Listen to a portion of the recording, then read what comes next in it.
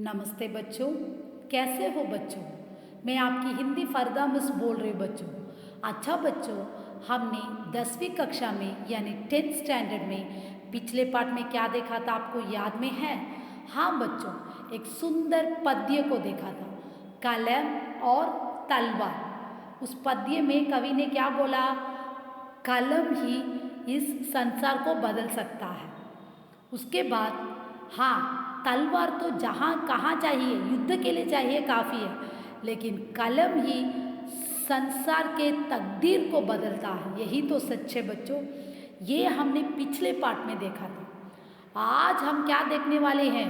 पुराने पाठों को पुनरावृत्ति रिवीजन के रूप में देखने वाले हैं। ये देखो बच्चों, இப்போ நம்ம ஃபர்ஸ்ட் पद्य பார்க்க போகிறோம்। पार्ट एक मिस எல்லாமே சொல்லி கொடுத்துருக்கேன்। मैंने सारा आपको बोल कर दिया है। कबीर के दोहे में फर्स्ट रो में लेटर कठिन शब्दार्थ मीनिंग्स पढ़ेंगे प्लस कवि परिचय, ये सबको आपको पढ़ना है। जाको जिसको राखे रक्षा करता है, साया भगवान बालना भांका करना, ज़रा सा नुकसान भी पहुंचा नहीं पाना, सके सकता है कोई कोई, बैरी दुश्मन जग दुनिया, साधु सन्यासी सज्जन, सुभाव स्वभाव सूप अनाज, साफ करने का छाल, गही रहे ग्रहण न करता है, तोता निस्सार जहाँ घट जिस शरीर संचरे संचार होता है, सो वह मसान शमशान, लोहार की खाल लोहार की धोंकन, बिनु बिना, प्राण प्राण जिन जिन्होंने तिन वे लोग पाइये प्राप्त किए, पैटी घुसकर बपुरा बेचारा डूबन डुबने। नेक्स्ट पारेंगे कवि परिचय கொடுத்துருக்காங்க, அதை यू हैव टू लर्न, तुम्हें पढ़ना है। हाँ, अब ये क्या है? उसका कवि परिचय कंटिन्यूएशन। नेक्स्ट பார்த்தீங்கன்னா क्वेश्चन आंसर, प्रश्न और उत्तर दिया है। संत कबीर के बारे में आप क्या जानते हैं, उसका आंसर सारा मैंने बोल कर दिया है। कबीर ने ईश्वर की महिमा का वर्णन कैसे किया है, कबीर दास ने प्रेम के महत्व को कैसे बताया। आपको आंसर को बहुत अच्छा ध्यान से पढ़ना है बच्चों। ये देखो बच्चों, हाँ, पेपर नंबर 4th क्वेश्चन। अब 4वां क्वेश्चन देखेंगे। कबीर का साधु के बारे में विचार क्या है, कबीर ने परिश्रम के फल के बारे में क्या कहा। नेक्स्ट ईयासी पारेंगे, पोयम का ईयासी, संदर्भ सहित व्याख्या कीजिए। मैं दोहा को बोल के दूंगी, ईयासी आपको पढ़ना पड़ेगा। जाको राखे साइया मारी ना सके कोई, बाल ना भांका करी सके जो जग बैरी हो। अब हम ईयासी का पूरा देखेंगे बच्चों। ये देखो उसका ईयासी का कंटिन्यूएशन, ओके वाह। संदर्भ, कवि परिचय, व्याख्या, विशेषता सारे को लिखना है। हाँ, सेकेंड वन देखो, साधु ऐसा चाहिए जैसे सूप सुभाए, सार सार को गाही रहे, तोता दे उड़ाए। इसका भी संदर्भ है, कवि परिचय, व्याख्या। यंद कोई भी दोहा आएगा तो पहले संदर्भ, कवि परिचय, व्याख्या को लिखना है और विशेषता, ये सबको लिखना पड़ेगा आपको। ये देखो बच्चों, अब थर्ड वन देखो, जागट प्रेम न संचरे सोगट जान मसा, जैसे खाल लोहार की सांस ले तो बिनु प्राण। इसका ईयासी भी दिया है, मैंने सारा बोल कर दिया है। फोर्थ देखो, जिन ढूंढो तिन पाइए, गहरे पानी पैठी, मैं बापुरा डूबन डरा रहा किनारे बैठी। इसका भी ईयासी आपको मैंने सारा सिखा के दिया है, प्लीज़ ध्यान से पढ़िए बच्चों। ये देखो बच्चों, पार्ट 2 कर्मवीर फुल दोहा इருக்கு, இதோட ईयासियों सारांश आपको पढ़ना पड़ेगा। समझ में आया ना बच्चों? यस, इसमें सारा उस पैराग्राफ के पंक्ति को पद्य का दिया है। आप लोगों को इसमें ईयासी आएगा, उसके बाद उसका सारांश आएगा, वो सारे आपको पढ़ना पड़ेगा। समझ में आया ना बच्चों? यस। पार्ट 2 कर्मवीर कठिन शब्दार्थ पारेंगे। फर्स्ट वन, जी मन, मुँह ताकना, किसी के भरोसे बैठे रहना। नमूना उदाहरण, लोहे के चने चबाना, अत्यंत कठिन कार्य करना। विभव शक्ति प्रभुत्व, मदद सहायत, मरुभूमि रेगिस्तान, सदा हमेशा, गवाना खोना, यत्न कोशिश, धूप सूरज का ताप घाट खोलना कर सकना गगन आकाश व्यर्थ बेकार संपदा संपत्ति कांच शीशा कार्बन कोयला बेड़ा जहाज वेद रहस्य नबदल आकाश के नीचे जलराशि समुद्र भला अच्छा। इसका कवि परिचय दिया है, नीचे देखो सप्रसंग व्याख्या कीजिए। ये ईयर से आपको पूरा लिखना पड़ेगा, समझ में आया ना बच्चों? सारा बैठ के घर में पढ़ो। ये देखो अब इसमें क्या क्या लिखना है, प्रसंग कवि परिचय व्याख्या विशेषता। फर्स्ट संदर्भयू इधर संदर्भ कुडकला प्रसंग कुडुत्तिरुक्कांगा। सो प्रसंग व्याख्या विशेषता सेकेंड वन आदि में फुल ईआरसी को आपको लिखना पड़ेगा। ये देखो बच्चे இப்போ தேர்ட் ईआरसी பாருங்க, यस चिल चिलती धूप को जो चांदनी देते बना। सो ये थर्ड ईआरसी। सो इसको भी कैसे पूरा ईआरसी मैंने दिया है, जो भी पढ़ना है सारे को पढ़ो, तब चॉइस में आगा, आप चॉइस में छोड़ सकते हैं। ये देखो अब फोर्थ ईआरसी पर्वत को काट कर सड़के मैंने सारा पढ़ के आपको रिवीजन भी किया है पहले ही, समझ में आया ना बच्चों? अब थर्ड रोमन लेटर यहाँ पे देखो कर्मवीरोड़े कविता का सारांश लिखिए। कवि परिचय लिखना है, कविता परिचय लिखना है, कविता का सारांश लिखना, सारे को आपको लिखना पड़ेगा, ठीक है ना बच्चों? यस। ये देखो कर्मवीर का सारांश का कंटिन्यूशन लास्ट अंत में तुम्हें विशेषता ज़रूर लिखना है। नेक्स्ट पार्ट 3 देखो रसखान के पदोड़े दोहा कुर्तुर्क कठिन शब्दार्थ नीचे दिया देखो। फर्स्ट वन देनु गाय पशु पशु गवारन गवाला कूल किनारा डारन डाली पाहन पत्थर चर चरना मानुष मनुष्य हव हो बसो बसु तौ तो चरौ चरु नित रोज मजारना मध्य छत्र छाता कग पक्षी बसेरो बसेरा मोर पंखा मोर पंख गुंज बगीचा गरे गले। इसका कंटिन्यूशन देखेंगे। ये देखो बच्चों, हाँ 21 वो मीनिंग्स का कठिन शब्दार्थ। पहिरोगी पहनूंगी, पीतंबर पीले रंग का कपड़ा, फिरौंगी फिरूंगी, स्वांग नाटक, अधरान होंठ, मुरली बांसुरी, शेष आदिशेष नाग, महेश भगवान शंकर, दिनेश सूर्य, सुरेश सहु इंद्र, निरंतर लगातार, जाहि जिसको सुवेद वेद सुख शुक महाश्री, रटे जपते हैं पची हारे थक कर हार मान गए, तवु तब भी चोहरिया छोकरियाँ, छचिया मिट्टी का छोटा पात्र, अहिर गवाल। कवि परिचय दिया है और रसखान के पद का क्वेश्चन आंसर। रसखान रसों के खान है, कथन स्पष्ट कीजिए। फर्स्ट क्वेश्चन आंसर मैंने बोलकर दिया है। सेकेंड रसखान के काव्य की विशेषता पर प्रकाश डालें।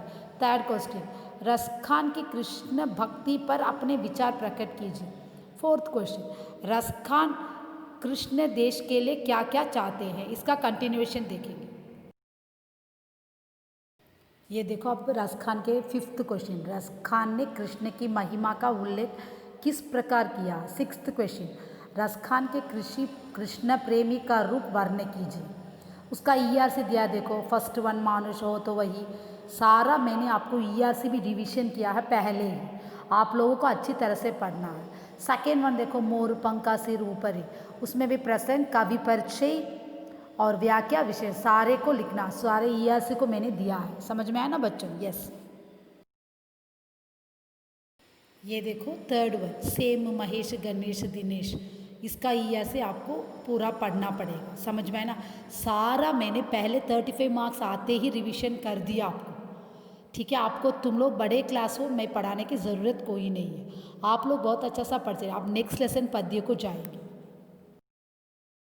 ये देखो अब पद्य में पार्ट 4 मातृभूमि ले फुल दोहा कील पारंग, नीचे कठिन शब्दार्थ को दिया है।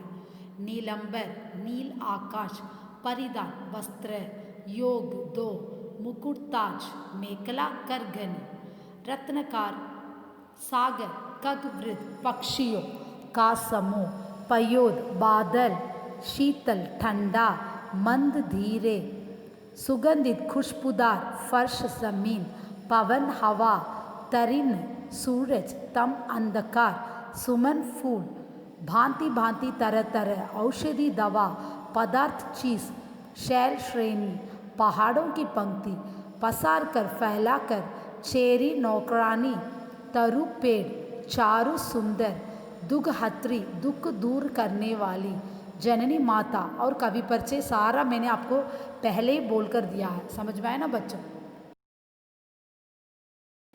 ये देखो बच्चों आदोरे कंटिन्यूशंस कवि परिचय ऊपर है, देखो देखो क्वेश्चन आंसर देखो। मैत्री शरण गुप्ता में फर्स्ट वन, मैत्री शरण गुप्ता का जन्म कब और कहाँ हुआ।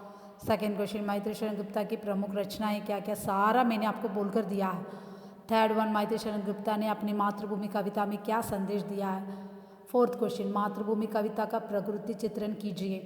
फिफ्थ क्वेश्चन, मैत्री शरण गुप्ता मातृभूमि की संतान किसे मानते हैं। सिक्स्थ क्वेश्चन, मातृभूमि के विविध रूप का परिचय दीजिए। थर्ड रोमटर देखो, सप्रसंग व्याख्या कीजिए। सारा नीलंबर परिधान उसका या से कैसे पढ़ना है मैंने सारा आपको बोलकर दिया है।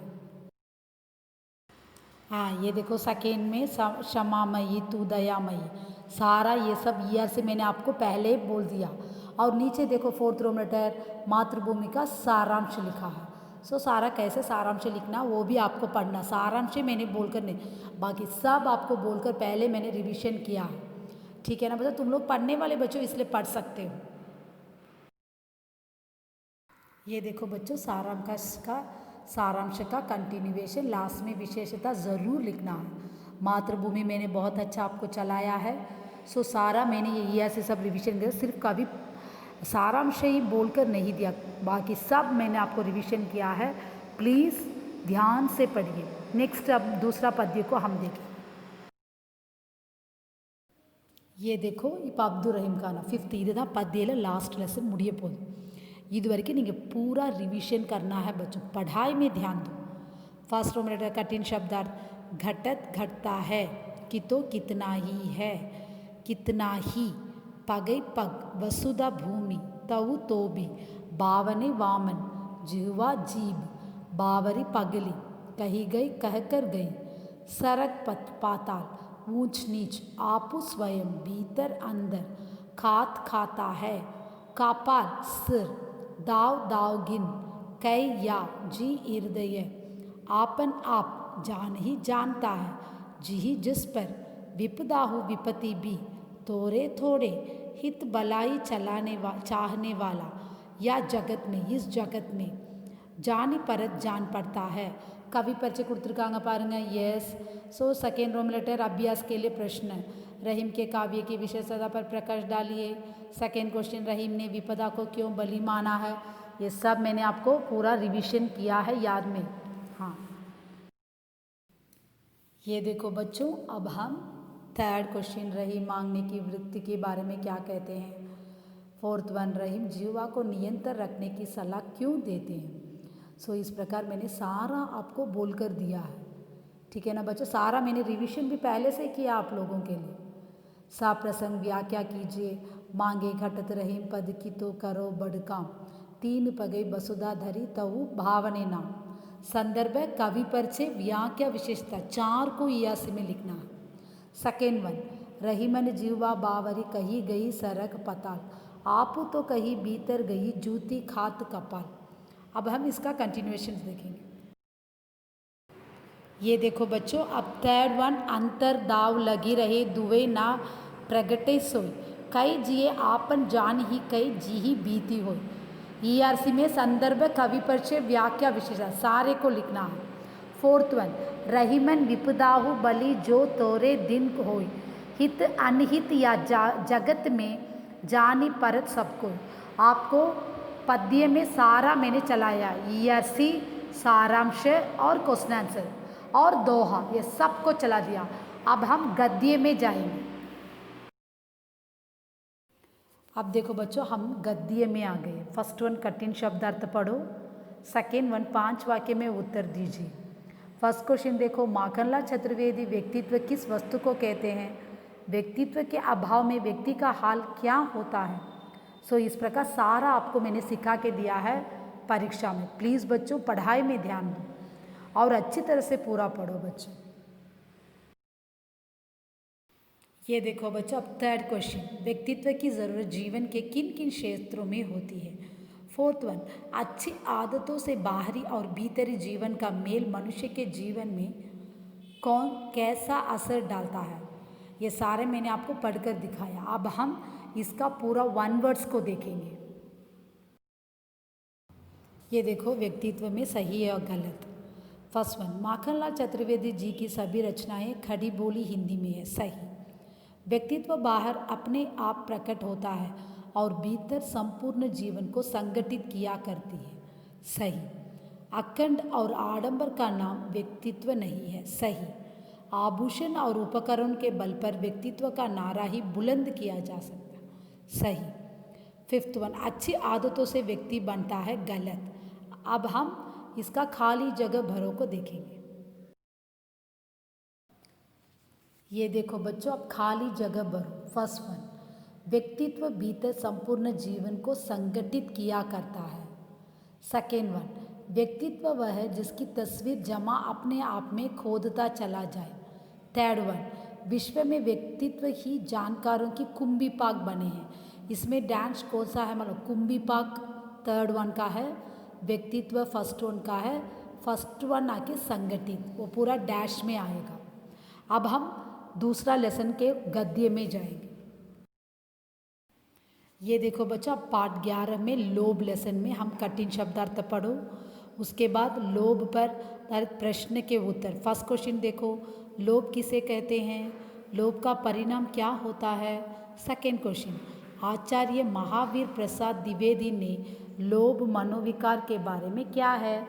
थर्ड वन, लोभ से लाभ नहीं, लेखक के शब्दों में समझाइए। फोर्थ वन, लोभ प्रलोभ है, समाधान कीजिए। अब हम इसका सही और गलत को चुनकर लिखिए। संतोष निरोगता का लक्षण है, सही। अब इसका कंटिन्यूशन हम देखेंगे। समझ में आया ना। ये देखिए, अब सेकेंड सही और गलत। लोभ बीमारी का लक्षण है, सही। लोभी मनुष्य बहुधा धन इकट्ठा करता है, सही। फोर्थ वन, लोभी मनुष्य जब तक जीते हैं तब तक संतरी सामान अपने धन की रखवाली करते हैं, सही। खाली जगह भरिए। लोभ भी एक प्रकार की बीमारी है जिससे बरसक रोग हो जाता है। इसका डैश लोभ है। किसी न किसी वस्तु की सदैव कमी बनी ही रहती है, वस्तु आएगा।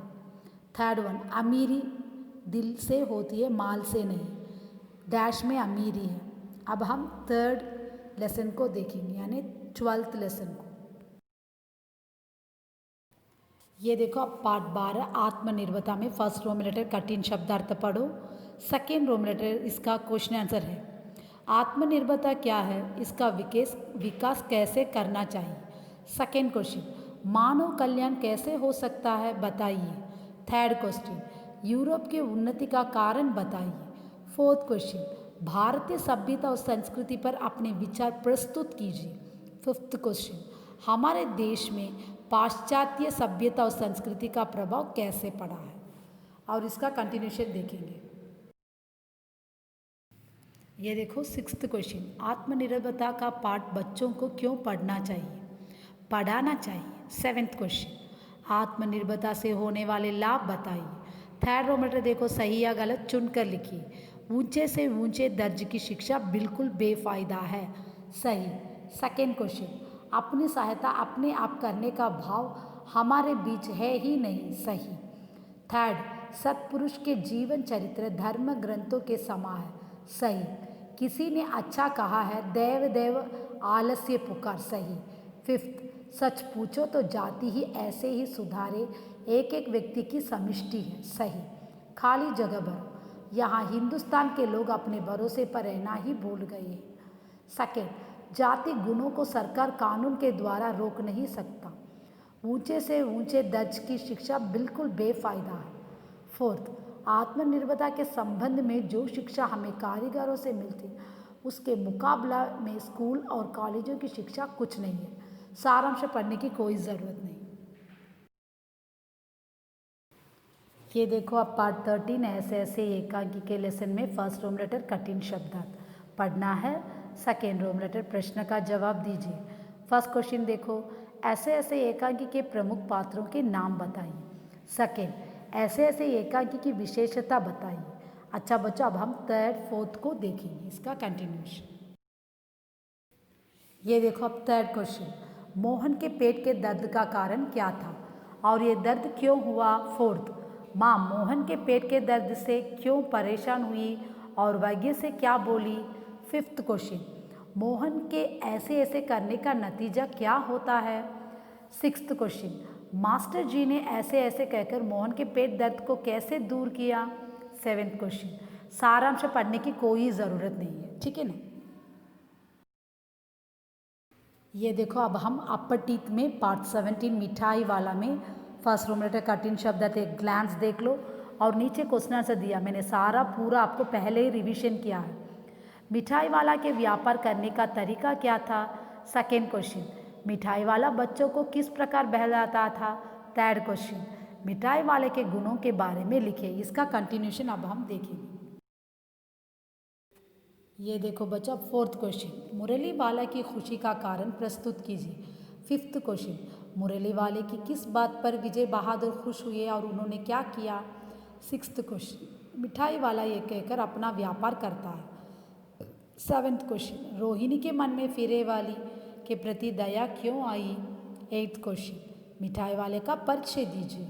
नाइन्थ क्वेश्चन, भगवत श्री शरण वाजपेयी ने मिठाई वालों की करुणा कहानी द्वारा क्या संदेश दिया है।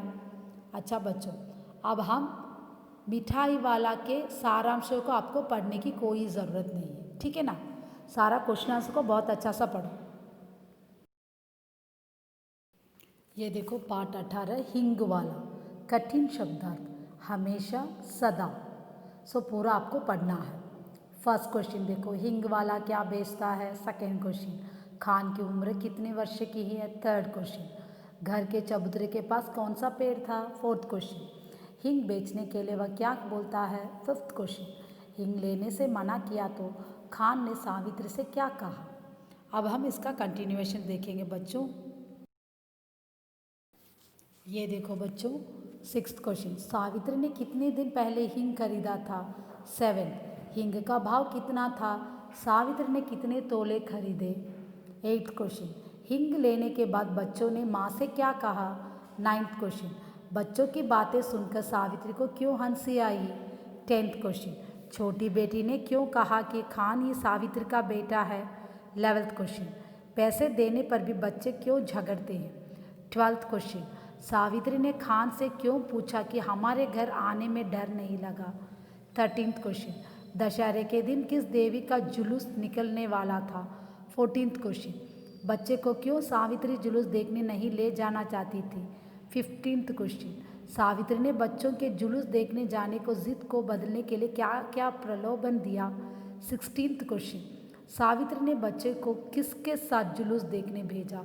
17th क्वेश्चन, सावित्री भगाने वालों से कारण पूछा तो उन्होंने क्या जवाब दिया। 18th क्वेश्चन, सावित्री ने देहांती से क्या कहा, देहांती ने क्या जवाब दिया। अब 19th क्वेश्चन को देखेंगे। ये देखो 19th क्वेश्चन, सावित्री को अपने पर ही क्रोध क्यों आया। 20th, सावित्री हताश होकर क्यों रोने लगी। 21, बच्चों को कौन सुरक्षित घर ले आया। 22, बच्चों को सावित्री के हाथ सौंपकर खान ने क्या कहा। 23, इस कहानी से कौन सी सीख मिलती है। 24, इस कहानी की लेखिका कौन है। 25, भारत के वसुधैव कुटुंबकम की भावना इस कहानी के द्वारा सार्थक है क्यों। सारांश पढ़ने की कोई ज़रूरत नहीं बच्चों। अब हम व्याकरण में आ गए हैं। संज्ञा नर्तिर्कम मैंने आपको चलाया है, संज्ञा माने क्या है। उसके बाद नीचे देखो सर्वनाम माने क्या है। ये दोनों को मैंने आपको एक्सप्लेन करके चलाया है, बोलकर भी दिया है, क्या क्या उदाहरण आएगा ये सारा मैंने आपको सिखाया है, प्लीज़ ध्यान दीजिए। ये देखो बच्चों, अब हम संज्ञा सर्वनाम, उसके बाद सर्वनाम के कितने प्रकार है सारा मैंने आपको चलाया है।